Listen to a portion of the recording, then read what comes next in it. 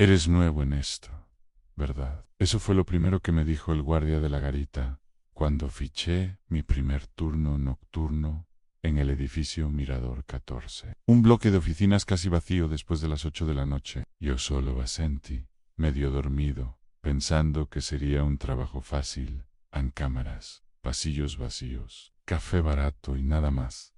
Mientras subíamos en el ascensor hacia la sala de vigilancia del piso 12, el guardia, un tipo canoso con ojeras profundas, me miró de reojo y soltó algo que en ese momento sonó a chiste malo. Si escuchas teléfono sonar después de las 2, no contests. Aquí, lo que se oye a esa hora ya no es para nosotros. Reí por compromiso, pero sentí ese pequeño nudo en el estómago que aparece cuando alguien habla demasiado en serio de algo que debería ser una broma. La sala de vigilancia era un cuarto estrecho con paredes cubiertas de monitores, pantallas mostrando pasillos desiertos, ascensores inmóviles, oficinas apagadas. Solo un detalle rompía la monotonía. En una esquina, junto a la cafetera, había una vieja consola telefónica, de las que se usaban antes, para centralizar llamadas. Estaba desconectada, pero alguien había dejado ahí un auricular gris amarillento, como si todavía pudiera sonar en cualquier momento. Ese es el corazón del edificio, dijo el guardia, señalando la consola. O al menos, lo fue antes del incendio. No quise parecer impresionable, así que solo pregunté qué había pasado. El tipo suspiró, miró el reloj y me contó que hacía años, cuando Mirador 14 estaba lleno de oficinas. Una empresa de atención telefónica ocupaba la mitad de los pisos. Una madrugada, un cortocircuito en el cableado provocó un incendio que se propagó demasiado rápido. Las alarmas fallaron, las salidas se llenaron de humo, y según los reportes, la central recibió decenas de llamadas de auxilio que nadie alcanzó a responder. Dicen que en las grabaciones solo se escucha estática y voces cortadas, como si siguieran intentando entrar en la línea desde algún lugar que ya no existe. Me reí otra vez, esta vez más nervioso que incrédulo. Historias de oficina para asustar al nuevo, pensé. Pero el guardia remató con algo que se me quedó clavado.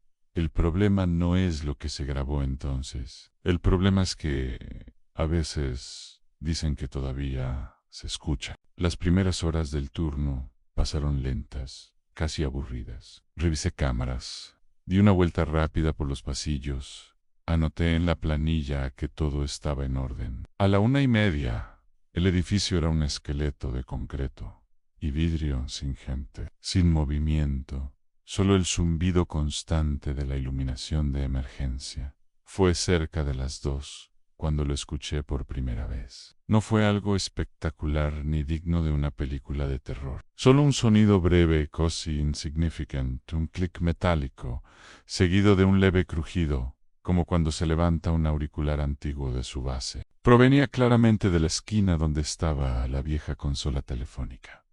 Miré por encima del hombro. La consola seguía ahí, apagada, cubierta de polvo. El auricular perfectamente en su sitio. Me quedé mirándola unos segundos más de lo necesario, conteniendo la respiración, esperando escuchar algo más. Nada. Silencio total. Pensé que estaba sugestionado por la historia del incendio, así que volví a concentrarme en las pantallas. A las 2:07, el sonido volvió. Esta vez no fue solo el clic. Hubo un murmullo, como interferencia de radio muy baja, escapándose por un segundo del auricular, y luego silencio otra vez. Me levanté despacio de la silla, sintiendo como el aire en la sala parecía más denso, más pesado. Me acerqué a la consola y pasé el dedo por el panel.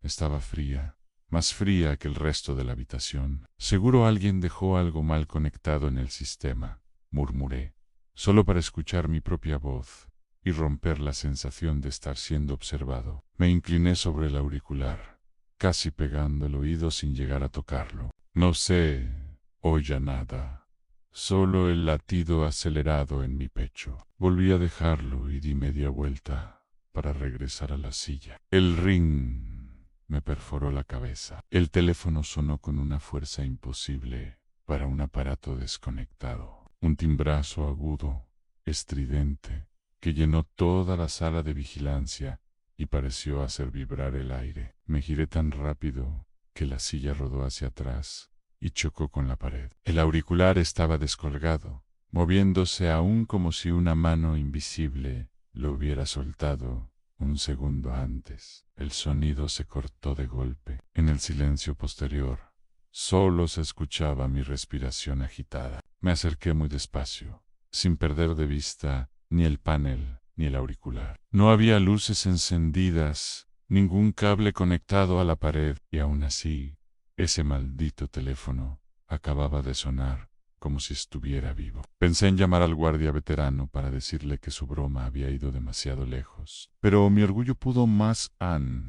Me repetí que debía de haber alguna explicación lógica, no quizá un residual eléctrico, una interferencia, cualquier cosa menos lo que la leyenda sugería. Fue entonces cuando escuché algo nuevo, algo que ya no pude justificar tan fácil. Del auricular colgando, a la altura de mi cintura, empezó a salir un susurro. No eran palabras claras al principio, sino una mezcla de estática y respiraciones agitadas, como si muchas voces hablaran al mismo tiempo desde muy lejos. Me quedé paralizado. El sonido subía y bajaba, se cortaba, volvía, hasta que por fin una frase se abrió paso entre todo el ruido, tan nítida como si me la susurraran directamente al oído. ¿Alguien está ahí? Y por primera vez, desde que entré a trabajar en Mirador 14, sentí un miedo que no tenía nada que ver con ladrones, asaltos o problemas humanos. Era un miedo antiguo, básico, el de saber que uno está escuchando algo que no debería existir. Quise convencerme de que lo había imaginado, que ese ¿alguien está ahí? Era solo un truco de mi mente, mezclando el ruido con lo que ya esperaba escuchar. Pero entonces la voz volvió, esta vez más clara, más desesperada. Por favor, ¿hay alguien ahí? Se está llenando de humo. No vemos la salida. Sentí cómo se me lava la sangre. Esa frase no la conocía de ninguna versión de la historia que me habían contado. No era un cliché de película. Sonaba real, crudo, como alguien que habla sin saber que está siendo grabado. Me quedé paralizado frente al auricular, colgando, escuchando como detrás de esa primera voz se sumaban otras, sollozos, toses, gritos lejanos, el eco metálico de puertas golpeando contra marcos. Quise alejarme, pero mis pies no respondían. La consola seguía oficialmente muerta, ningún cable conectado, ninguna luz encendida. Aún así, por ese plástico amarillento escapaban fragmentos de una noche que no era esta. Una mujer gritaba un nombre que no entendí. Un hombre pedía que alguien activara las alarmas. De fondo se oía un pitido intermitente, como el de un sensor fallando. Todo mezclado, caótico, como si alguien hubiera presionado reproducir a un recuerdo roto. Tomé una decisión estúpida. Levanté el auricular. El mundo se apagó unos segundos. No es que se fuera la luz del edificio. Las pantallas seguían encendidas. Las lámparas de emergencia aún brillaban. Pero dentro de mi cabeza todo quedó en silencio, como cuando te sumerges bajo el agua. Dejé de oír mi respiración, el zumbido eléctrico, el crujido de la silla detrás de mí. Solo estaba yo, y una respiración muy cerca del auricular, lenta, irregular, como de alguien que intenta no entrar en pánico.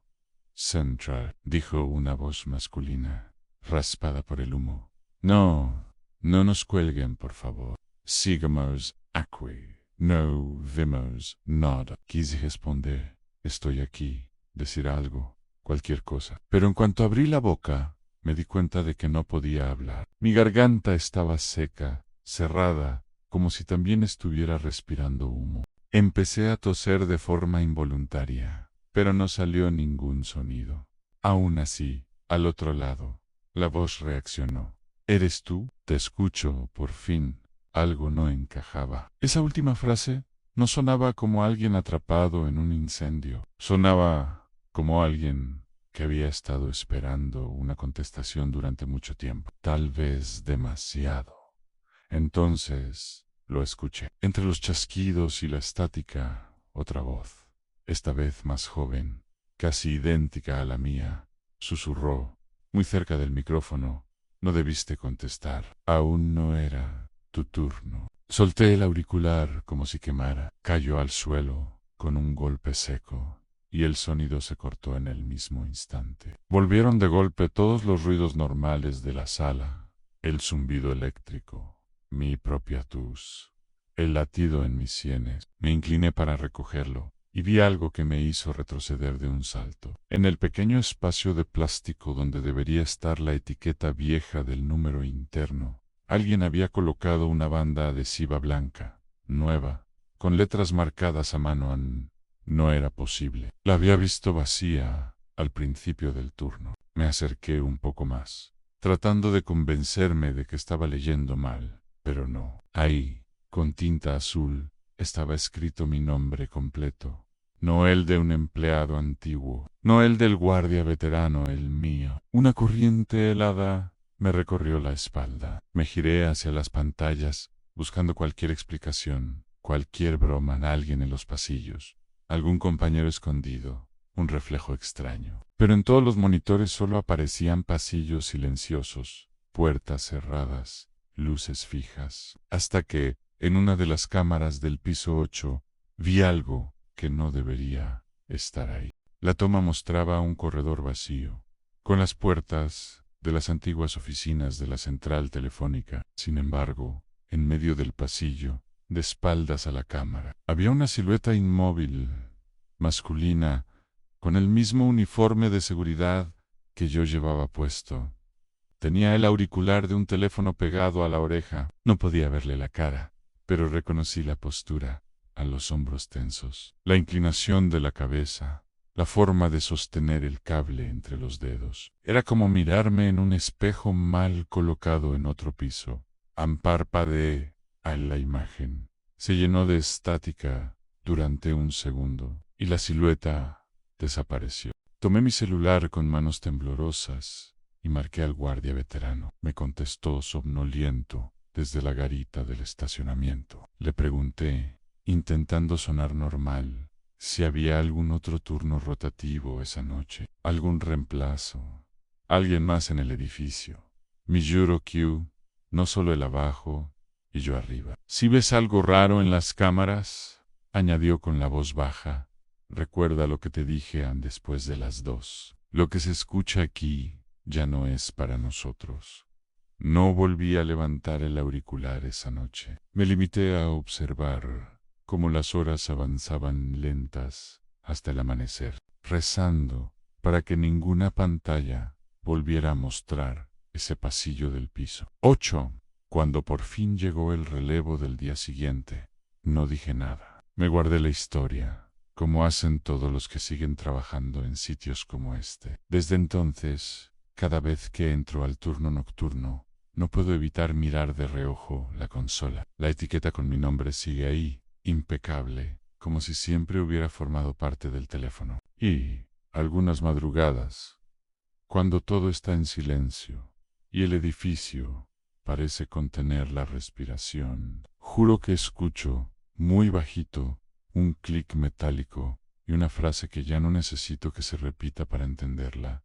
¿Alguien está ahí? Porque, después de aquella noche, sé que mi nombre ya forma parte de las voces que aún se escuchan en Mirador 14 Ani, y empiezo a tener la sensación de que, en algún momento, en algún turno futuro, seré yo quien llame desde el otro lado, esperando que alguien cometa el mismo error de contestar.